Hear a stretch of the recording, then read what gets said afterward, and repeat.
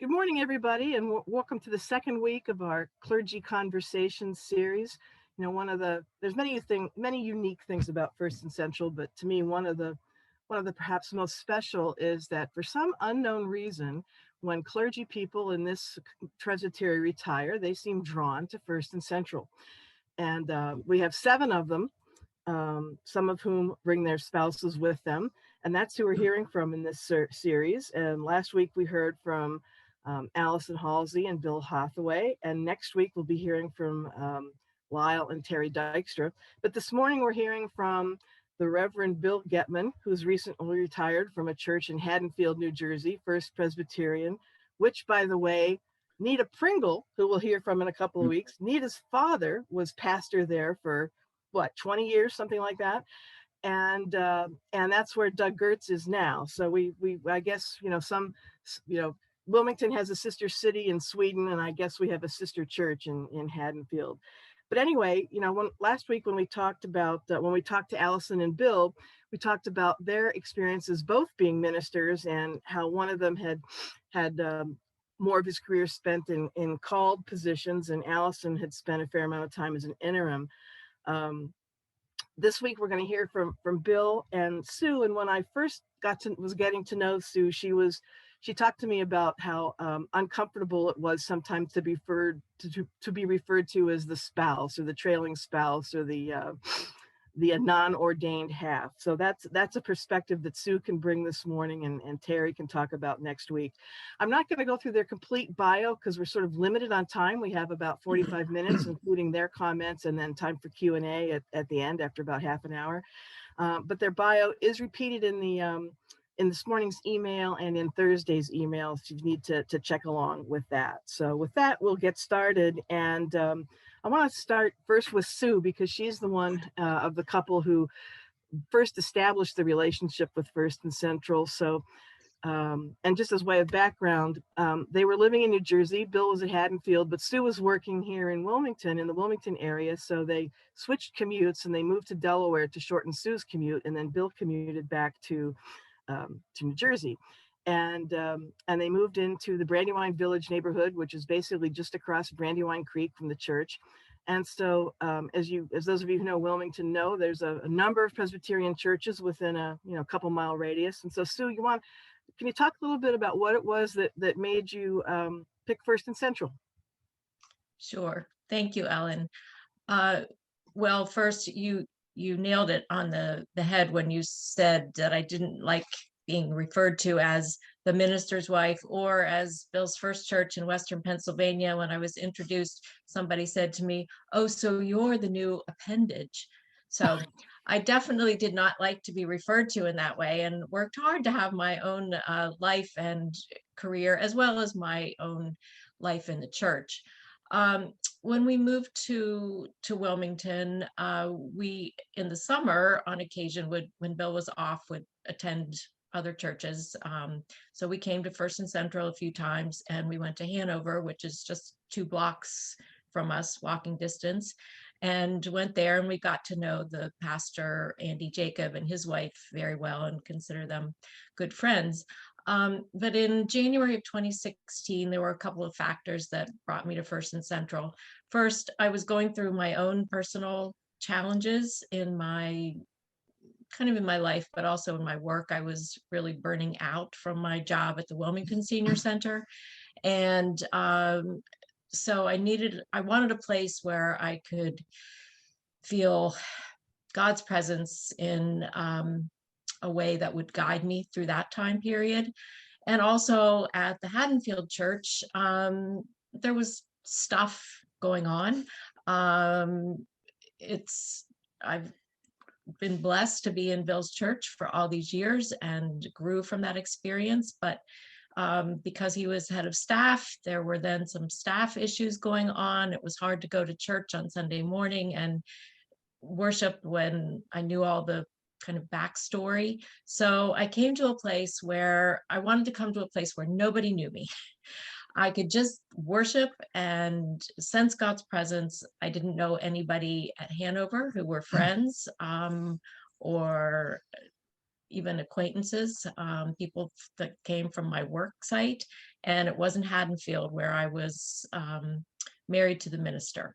So I came to First and Central to find that place where I could be me and worship and be somewhat anonymous and get to know God in a different way and also the people of the church. And what were your first experiences when you started coming regularly, say your first or second weeks? What was it like coming into First and Central? One of the things I appreciated was the quiet, that in a meditative spiritual sense, there wasn't a lot of busyness, I guess, if you will. I don't know how to describe it other than it just felt for me, I could come in and just be. People were friendly. They spoke to me, but it wasn't, nobody was on top of me expecting me to just jump into something. Of course, I appreciated Doug's sermons, and they were stimulating intellectually and also spiritually. I'll echo everyone's comments about how lovely the music is. But I just really appreciated the sense of quiet and peace that I found there. I just wanted to make sure that when you talked about finding a sense of quiet and peace, that you were not ignored. I mean, we've heard so many people talk about No, the. I mean, it's a sort of a balance when you want to remain somewhat anonymous, uh, but I think one of our strengths is we sort of go out of our way to make people feel welcomed, or at least acknowledge their presence is yes, at least acknowledged. yes, And we heard last week from Bill and Allison, who visited some other churches in the area where they were ignored. You know, perhaps some of those other churches were, as we've heard, for those of us who've been lifelong Presbyterians, know we've been referred to sometimes as the frozen chosen, that's which right. which I don't think you Yes, encounter at First and Central. no. So Bill, turning to Bill, so now Well, you're why don't you just keep asking Sue questions, Ellen? I love listening to her perspective on the church. So just, go ahead. okay. Well, okay, you now we're recording this, Bill. So now you're on for perpetuity. You'll be on the internet that you Oh, live great. Sue. So Sue, you can use that for whenever you need to play that card. Okay. But one of the things that although Sue's been worshiping with First and Central now for about 4 years, right? Because Bill was minister of another church, she couldn't really feel free to join and become an official member of First and Central until Bill retired, which happened about this time last year. So so Bill, did you have any conversations? What was it like then for you to consider now you're going to be coming to First and Central?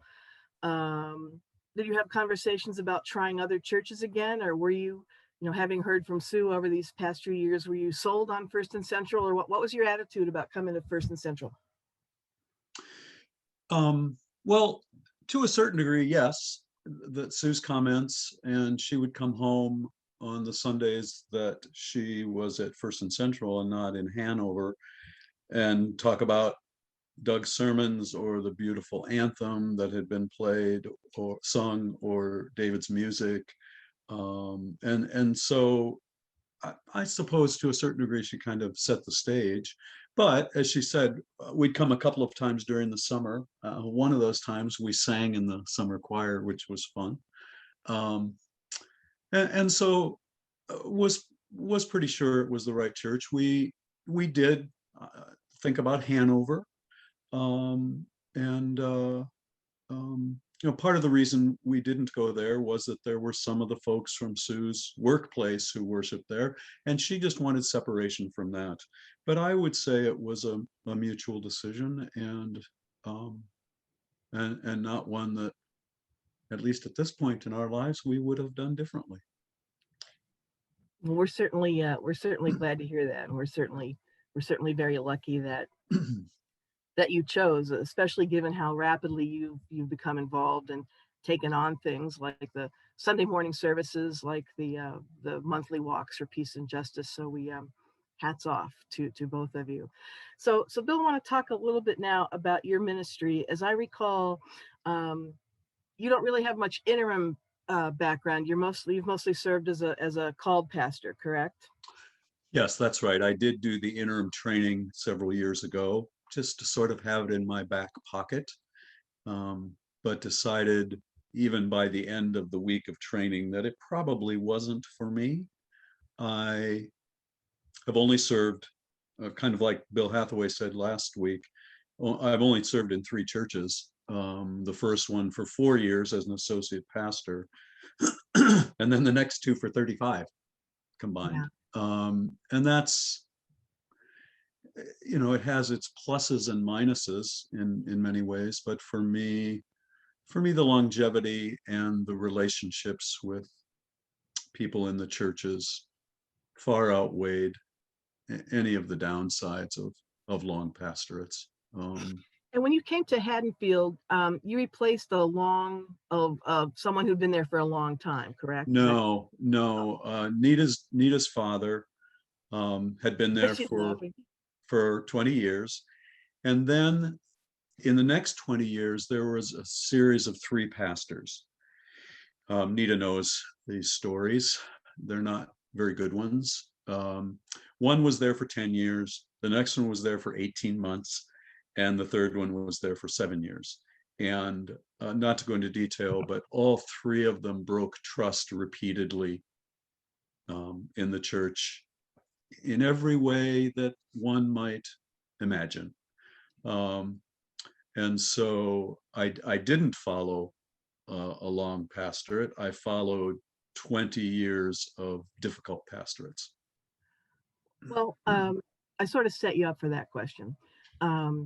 So you came into a difficult situation where, and so just if you can talk a little bit about, I mean, the fact that you came into that situation and lasted for 15, 16 years is a testament to your ability.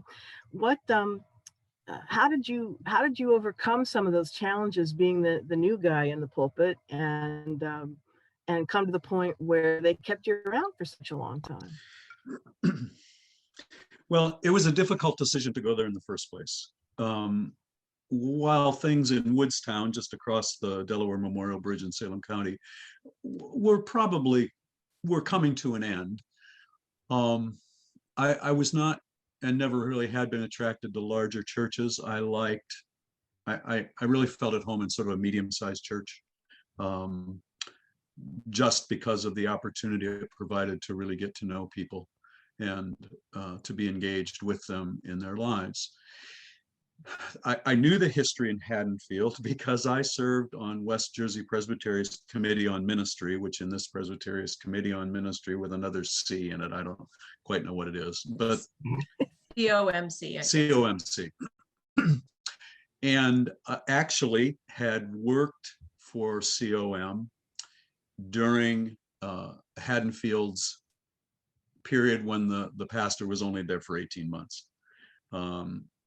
And so I knew the church well. I knew its history. I knew that Nita's father had been the last really healthy pastor that the church had had. And I wasn't initially the least bit interested in going to a church that had had the variety of problems that it had. And so we dated for 6 months, the church and I. And as things became a bit more uncomfortable in Woodstown, and I really, in retrospect, was getting sort of bored, finally decided that after many conversations, long period of discernment, that yes, I would go there. My first day was January 2nd, 2002. And Sue presented me that morning with a wrapped box, which I opened up, and there were 25 calling cards that her secretary had made for me. William F. Getman, senior pastor, First Presbyterian Church of Haddonfield, and then down along the bottom in red print, sleeping with the same woman for 25 years. And because the history had not been good for those 3 previous ministers. No, they'd slept with a variety of women in 25 years. those cards only went to good friends who knew the situation there and were very supportive of me in the decision and helped a lot. So it was a good relationship. And I said from the very beginning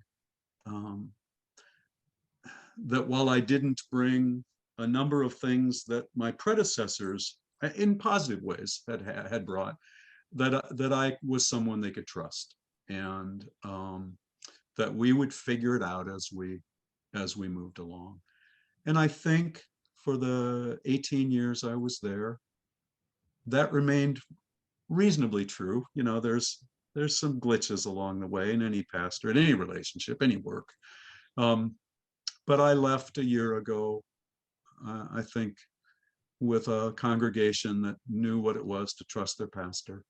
And if nothing else happened in the 18 years I was there, I would always consider that the greatest gift that I left. And now you've been sleeping with the same woman for, you know, going 45 years. 45 years, yes. Yeah. Well, I should take another job somewhere just to get new calling cards. For those of you on the call this morning who are members of our PNC, perhaps that's a question you should ask during the interview. No, do not. Just kidding. Just kidding. So Bill, what was the stewardship situation like when you went to Haddonfield? It was bad. And part of it was that the Haddonfield church, well, when Nita's dad was there, was a really large congregation. And then in those 20 years of difficult pastorates, it shrunk by somewhere between 1,000 and 1,500 members. Wow. You know, it's kind of hard to tell because I don't know how accurate the figures were, but let's say it was 1,000. And I became close friends with the Methodist pastor in town. We're still good friends. And he thanked me every stewardship season for the 500 members who had left the Presbyterian church and gone to the Methodist church and taken their money with them. So not unlike First and Central, when I got there, the church was spending between $100,000 and $150,000 a year in their investment, from their investment corpus, to balance the budget. And so one of the early things we did was set up a 5-year plan for borrowing no money from our investments anymore, and actually realized that in 3 years. And so it was a matter of getting people, I think, just to feel good about the church again. I remember my first stewardship sermon. I knew this was going to come up. I remember my first stewardship sermon. I had everybody stand up, turn and rub the shoulders of the person next to them, and then reverse it, and then just take a deep breath and blow it out. And I said, just relax. Things are going to be okay in time. And in time they were, but it was hard work. It was really hard work to get people convinced that we could do it without continuing to spend money in reserves. You know, that's a very, very similar situation to where First and Central finds itself. You say it's hard work, but you make it sound a little bit easier than I'm sure it probably was. Can you give us specific, 1 or 2 specific examples of what you did? Well, part of it probably was that I love to talk about money, and I do. And we set aside a significant period of time every year for financial stewardship, involving members of the church. Stewardship sermons preached not only by me, but by really gifted associate pastors that I had the privilege of working with. And we just kept talking about it. And while I would not say, Ellen, there was a dramatic rise in giving, over time it was gradual enough. And there was a big enough commitment on the part of session and the congregation to quit spending money that had been given to the church for other purposes. We just worked at it, and I really like preaching. I really like preaching stewardship sermons. I think it's as good an indication as any where people's hearts are. Yeah, well, it's clear that it's not a change that happens overnight. Can you talk about some things that you talk about, a risk you took, or something that you tried to implement at Haddonfield that didn't work out, and where you went from there? That didn't work out. I can think of other examples from the first two churches I Okay. served. Oh, okay, that's fine. Well, the one I remember the most was my very first church. As maybe my first year here has indicated, my real passion is justice. And the first church I served was in Western Pennsylvania, very parochial, conservative area. And I was the associate pastor there. And so for a 6-week period, we did a series on peacemaking, with the intention at the end of that period to have the session vote on the commitment to peacemaking. Brought in speakers, both sides, had a military person who really presented the other side. And the night of the session meeting, the senior pastor said, you moderate tonight, since this has been your work. And so it came time to vote, and it was unanimous. All 24 of them voted against it. Yeah. Yeah. And this was outside of Pittsburgh, right? Yeah, north of Pittsburgh. Yeah, considered peripheral Appalachia. And that remains now, a few years later, one of the great disappointments I had in ministry. I underestimated my influence, and excuse me. I way overestimated my influence and friends who came to speak. That was one. I'm trying to think of ones in Haddonfield. Well, I'm glad that they're really I can't identify any off the top of my head, but part of that was that I worked really hard to be collegial, not only with my staff, but particularly with my staff, and to listen to their wisdom about things. And as I said, I had 4 associates, 3 right out of seminary, who were just remarkable people, all of whom have gone on in ministry in other churches, gifted preachers, gifted teachers, really, really wonderful, wonderful people. And so spending an awful lot of time, probably spent more time with staff than I did doing anything else. I think we were able to judge pretty accurately the things that would work and the things that wouldn't. And particularly in my last couple of years there, wonderful, wonderful elders in session who just took full responsibility for leading the church. And because of that, I think we didn't really try too much that we knew ahead of time wasn't apt to fly. Were there some risks? Oh, sure. Not unlike First and Central, the church was way ahead of the denomination in terms of gay and lesbian issues. When I got there, in 2002, there were already gay elders. And the church was big enough that the presbytery never said much. The church was also known as one of the 2 most progressive churches in the presbytery, and so it was a good place to be, and it didn't take me too long after getting there to determine that was the right place to be. Well, I will say one risk was choosing the wrong carpet color for the sanctuary. That caused more controversy, those kinds of issues, than some of the big social issues. So, and I will just say that, you can tell by Bill's manner, and is probably having been with him, that the relationships that he had with the staff and the session were things that he devoted a lot of time to. But the other is that equipping the leadership of the church to take ownership was important. And that was another thing that wasn't there when Bill came, because the pastors had been very controlling and had made all the decisions and hadn't allowed the leadership to join in. So that was another shift that occurred. So I just had to throw that in.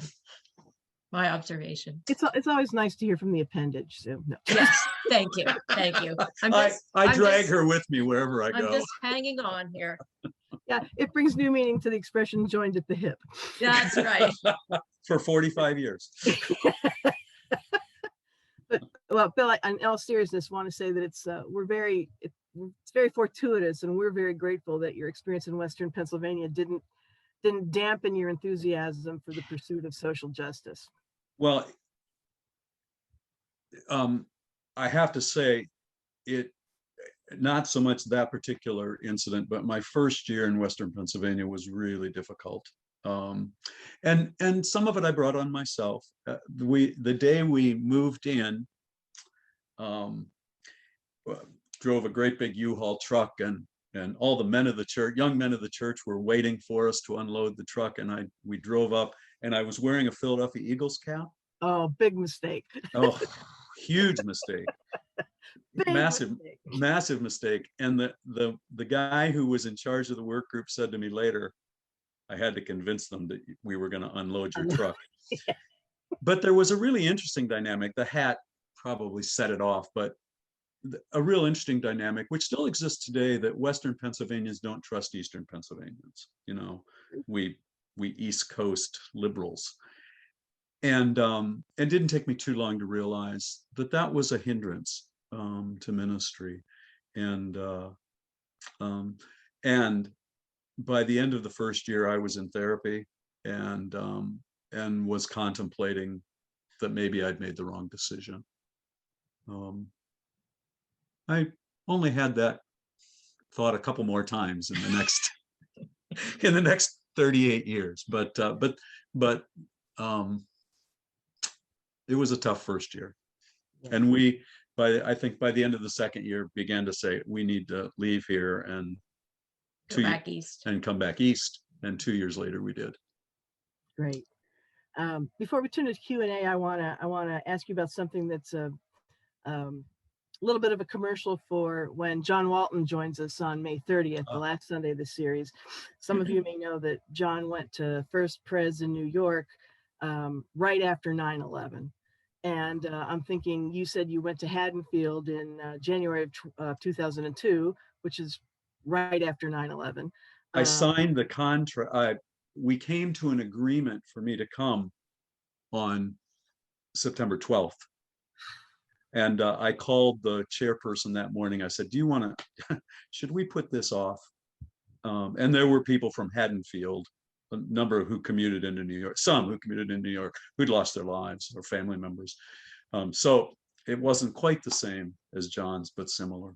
Yeah, I mean, I was figuring that, given Haddonfield's proximity to New York. Of course, we'll talk to John will talk to you about that in a couple of weeks, but John's church is basically in the Trade Center's backyard. So a bit of a different experience there. Yeah. So again, before we turn to Q&A, is there anything that you'd like to say about what you hope, what Sue and Bill, what you hope for, what you foresee in First and Central's future as we embark on this change?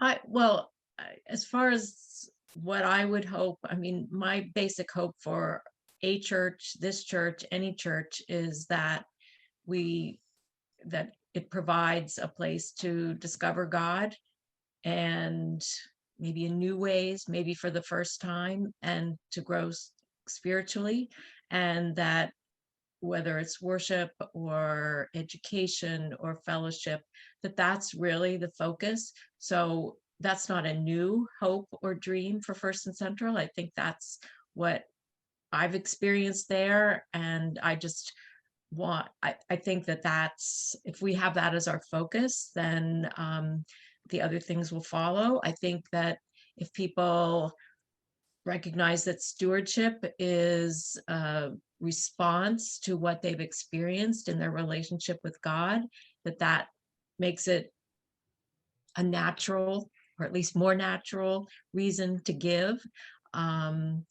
I mean, our giving is to the church, it's to other causes too, but it's in response to that recognition of God's love. So I think that message, this is not any criticism that it wasn't that way, but I just think working on that. The one thing that I would love to see is worship is so key to our lives and to the life of the church. And I think there are some things that perhaps we could tweak in worship to make it even more personal than it already is. I think, for example, communion, once I'm speaking post-pandemic, when we can get back together, that we could have a more personal communion experience that maybe is less high church with the liturgy, and just a little bit more personal. I'd love to see an opportunity for those of us who aren't skilled enough singers to be in a musical group on a regular basis, not just in the summer. So maybe an amateur choir that could sing once a month for the offertory, or an anthem, perhaps involving high school students in that same group, so that we're building opportunities for young people, having youth leadership every Sunday in the church, and having children in the church when we have them. So I just think ways to build that warmth and personal connection in the worship service. Yeah, I would echo that. I guess I would add one or two things. One of the things we were able to do in Haddonfield, and I'm always hesitant to say, well, this is how we did it in Haddonfield. I don't mean to sound that way, but even as we were figuring out our finances, we did some pretty significant things in terms of mission and outreach. My hope would be, and that included looking at our investment corpus and how some of the funds that were there could be properly redirected. I've said this in some of the Sunday morning classes, so it's nothing new.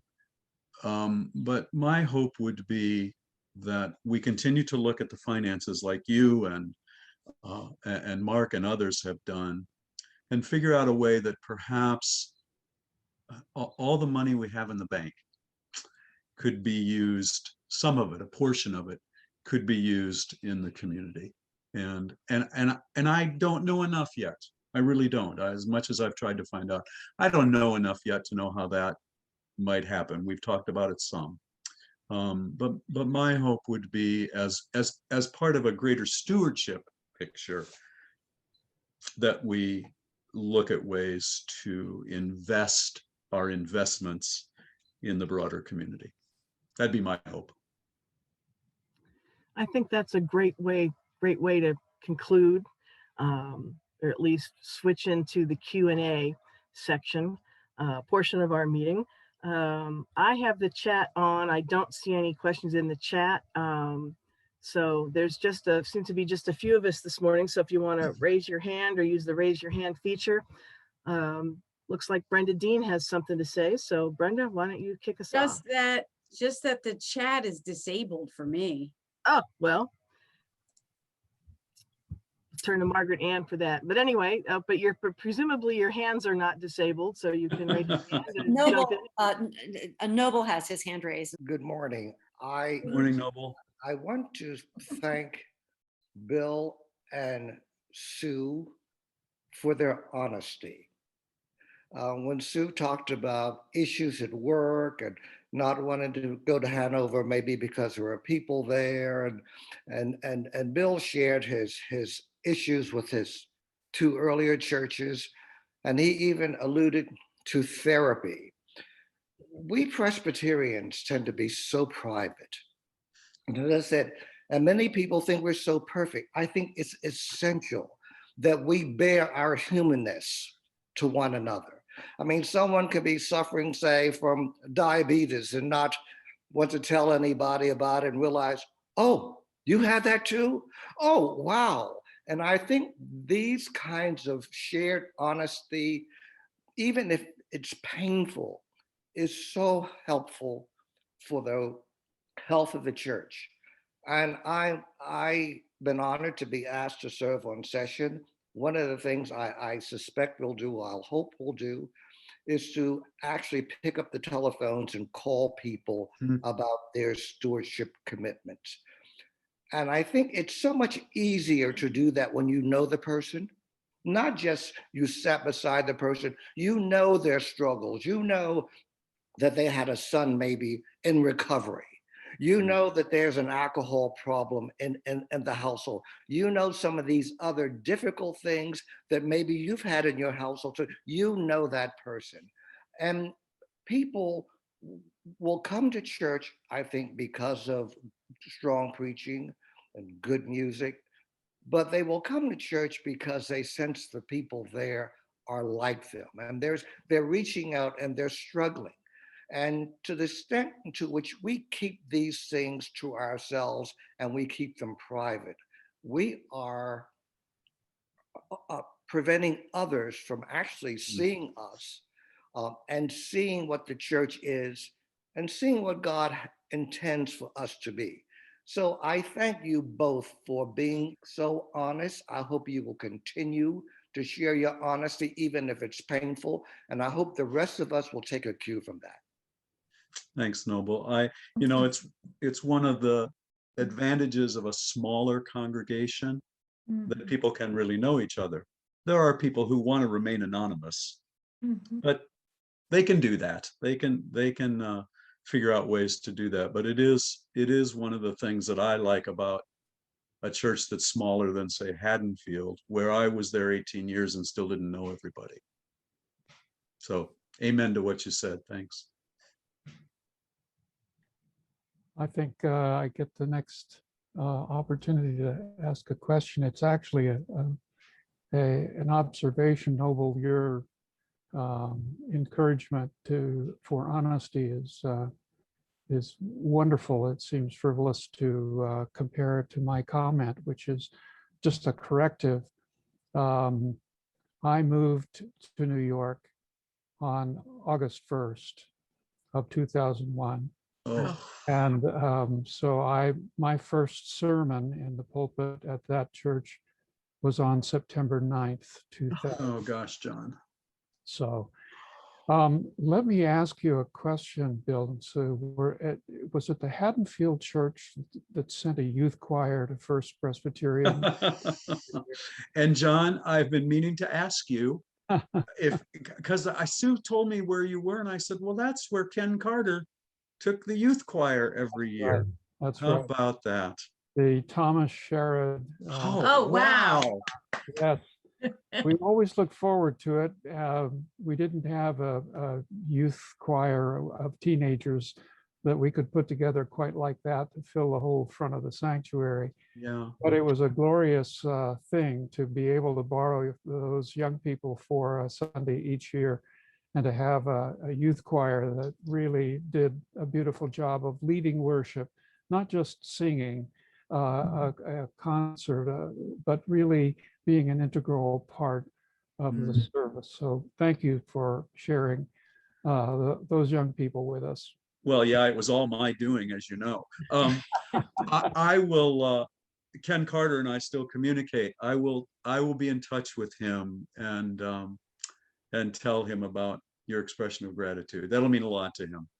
Thanks. And that choir, when we moved, our daughter had 3 years of high school left, and she joined that group.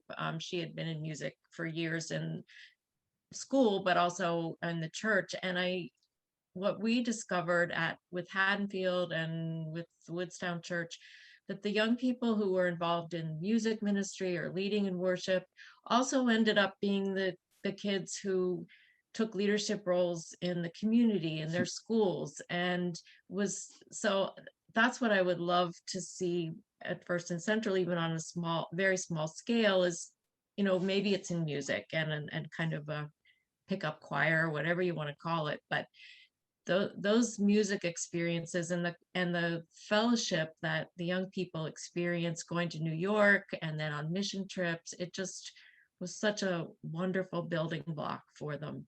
So Yeah. I'm glad it was your church. A Yeah, question thanks, John. for you. Who was Thomas Sherrod? The know, maybe- Sherrods were a family in the congregation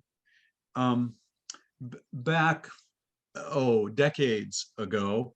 I don't know who Thomas was. I do. Good. good, Oh, of Nita. course, Nita, thank you. I used to sing in that choir as a kid. Thomas Sherrod was a child of theirs who died young, Okay. That's right. and they endowed a children's choir that was to Mm. grow at the age that he grew. But then when it reached high school, they stopped it there. And so that was always the Thomas Sherrod Memorial Choir, and I think it was endowed or something originally by the Sherrod family, who were old Haddonfielders. Yeah. Oh, So now you thank know. you. Thank you. What a great small world connections. Oh, yes. Yes. Yes. Judy Rogers had waved her hand Oh. earlier. I did. Go ahead. Oh, yeah, I just have a question since I'm from Western Pennsylvania. Oh, That you're not okay, I'm leaving. All right. I grew up there too. Yeah, Sue grew up there too. Okay. Okay. So can you share where that was or? Well, it was in, oh, sorry. Beaver County, 30 miles north of the airport. Which airport? The Pittsburgh. Pittsburgh It was airport. near Oh, the Pittsburgh. near Oh, okay. Aliquippa. Okay. Aliquippa. I mean, I was born in Philadelphia, but then we moved to Pittsburgh, lived there till I was 14 and then moved back. But we lived in the suburbs of Pittsburgh, the 30 miles north. It was, some people had never even been to the city. Hmm. So it was Oh, I very, believe it it. was steel country. Mhm. Yeah. And so where did you live? I was born in Lewistown, Okay. area. Mhm. Judy, I was engaged in a conversation one day in front of the local restaurant where everybody went with this young woman, and we were talking, and I said to her, "Oh, well, did you grow up around here?" And she pointed just over the bridge into the next town and said, "Oh my, no, I grew up in Rochester." It was a mile. I mean, where we were standing to where she was about a mile. That's how parochial it was. Yeah, it was. Yeah. Yeah. It's a different country. Yeah. Bill, I did want to say that being an Eagles fan, I noticed right away how intelligent you were. So Okay. Not that day. Not that day. I set a bad tone. As someone who spent a fair amount of time in Pittsburgh, living there as a kid, and then again after I was married, it's not a whole lot has changed. No, no. Well, actually, the city of Pittsburgh, it has. Oh, I mean, the city, yes. The city, but- but the surrounding area, Yeah. no, it's very conservative and. Well, So- actually, it was conservative by most standards when we were there. We still have very dear friends there, and it's kind of gone off the map in terms of its conservatism. Yeah. Well, they always say Pittsburgh is where Presbyterians are denser than anywhere else. That's right. Denser, yep. denser and. Used to be the case. If there's if anybody anybody's thinking about any last questions, just a couple of commercials. We talked about Terry and Lyle Dykstra next week. I think that most of us know that Terry and Lyle have spent time in Africa. I did not realize that they had lived in Africa for 8 years, and also that's where they met. So we'll be hearing about that next week. And then it appears to me today that John and Nita are calling in from Cuba. Is that the Cuban church behind you? That's the convent of San Francisco in Old Havana. So they'll be talking to us from Cokesbury via Cuba. And then on May 30th, we wrap up with John Walton. So before we conclude, are there anybody have any last questions or comments? Looks like Sarah Ryan has something. Sarah, you need to unmute yourself. There you go. Yep. I guess I just have a question. I know very little about Haddonfield other than that's where Doug is now. And I was surprised to hear how large it was. And I guess I'm curious about sort of how a church manages to continue to be so large right now. And I guess it just makes me wonder about sizes of churches and what creates momentum to get larger, I don't feel like I'm being very clear. I'm just curious about the forces that affect the size of churches. Well, the momentum that grew Haddonfield, and Anita probably knows the figures better than I do, because I think by the time I got there, perhaps it had been exaggerated. But it was my understanding that at one point the congregation was 3,000 adults. Where's Nita? Are you nodding, Nita? Yeah, does that seem about right? Well, I think it was about 2000 when Dad was there. Okay. And then you add in all those children and everything else. Part of it was the time. And I think probably the two greatest pastors in the church's history were Nita's dad and Brian Kirkland, who was before him. So they attracted Before people. you got there. Yeah, before I got there, right. So part of it was just the time. People went to church. That's what people did. And Haddonfield Presbyterian was the church where people went. The governor was a member there. The most influential people in the community were members there.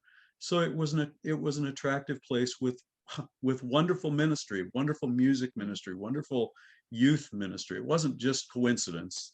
There were lots of things going on there that attracted families. There's a preschool, very large preschool. Large preschool. So over time, those things made a huge difference. The sad thing was how quickly the momentum went the other way, and how difficult it was. And we never, I wouldn't say in my 18 years there, we reversed the momentum. We just sort of leveled things out and kept, we were fortunate enough to take in about as many new members every year as those who died. But building momentum is really, really tough. Can I ask a follow-up? In terms of having a church that has families, are there certain structural things that we should be thinking hard about? Like the 11 o'clock service is right smack in the middle of the day. And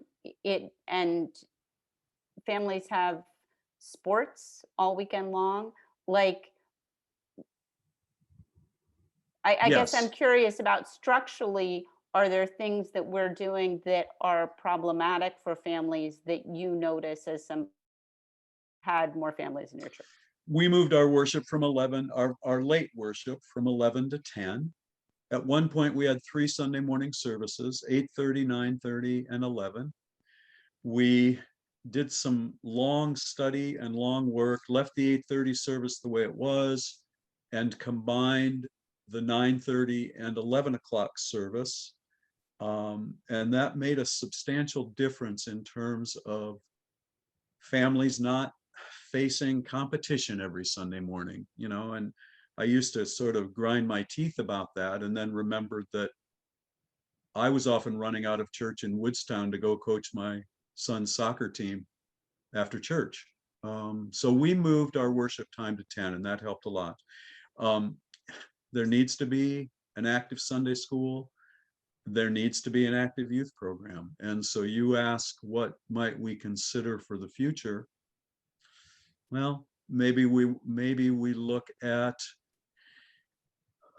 how funds for staff are used, and maybe rather than, I'm just throwing this out, it's not anything I've thought through, but rather than the staffing the way it's done right now, maybe there's someone hired with nothing but family and youth in mind, knowing that that person needs to be given a lot of leeway and a lot of time. and a lot of support. It doesn't have to be an ordained person. No, oh no. In fact, I think it's better if it isn't. And we also had, when they made the change to 10 o'clock, Sunday school, all the children came to worship from 10 till whatever, after the children's message. So they were there for the beginning part of the service and the children's message. Then they went to Sunday school, and the parents stayed in worship. So wasn't perfect in some No. ways, but that got people there. And it worked for us. I would say, having gone to preach there that one Sunday when you were doing, children of the church who'd gone on, I was really impressed with the number of kids that were in church. It was really great to see all that. It was one of the church's strengths, and even with the loss of membership through the years, the Haddonfield Church was known as the church that best served children and youth, and much of that had to do with the music Sue was talking about. But we also hired some wonderful youth directors And Yeah. a big vacation Bible school. So I got the kids there in the summer, and then they felt so good about it, they wanted to come back in the fall to go to Sunday school. And our summer mission trip, which didn't really mention, we took about 50 kids every summer on our mission trips, and about half of them weren't from the church. It had developed such a good reputation over years that there were kids who got on waiting lists from other churches in town to go on our mission trip. So, it was a variety of things, but I would just say all of which took substantial amount of time and effort to develop.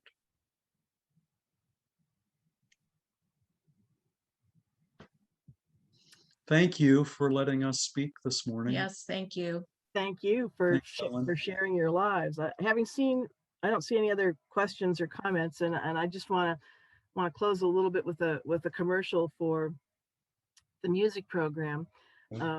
Sue, if you want to add singing in the choir to all the other things you're already doing, I'm sure that David Chilott would love to speak to you. And I don't mean to talk to David, but I'd point out that we have 20 plus members of the choir, 4 of whom are professionals, and that rising tide lifts all boats. Only if David allows us to sit next to each other in the choir loft. Well, Bill's a better singer than I am. We've been waiting 43 years to sit with each other in church. well, it depends on what parts you sing. Yeah. But I will tell you that there are members of the choir who don't really read music very well. We've had, we've been lucky to have people like Aria Swanson and Grace Fulda and Chris Bradley sing with the choir when they've been in school, or when, and Aria still comes back from time to time, and Grace when she's around. So, so certainly, David, if you want to chime in, I mean, we certainly welcome that. It's not just the summer choir. And Julie Swanson headed up a kids music program for years, and we were lucky enough to have enough kids to do the Orff instrument programs. But certainly the vast majority of us in the choir are amateur by every sense, in every sense of the word. So does anybody else have anything they want to say or ask or comment on before we close? Seeing none, then I will thank you. Judy has her hand up. Judy had her hand up. That's okay. I just wanted to say we're just so happy to have you as part of the congregation. Oh, You're here. Thank you. We're glad to be here. It is home. Good. Great. Thank you all, and I'll turn it back to Margaret Ann. Thank you. Thank you, Ellen. Thank you, Sue and Bill, for your candor and your forthrightness. That's really rather refreshing right now. So I, again, want to invite you all back next week, and you can look for your little faces on YouTube. Have a wonderful day, and happy Mother's Day to those of you who are mothers, and for everybody else who nurtures people in a parental way. So have a great day. Thank you. Thank you. Thank you. Bye-bye. Bye-bye.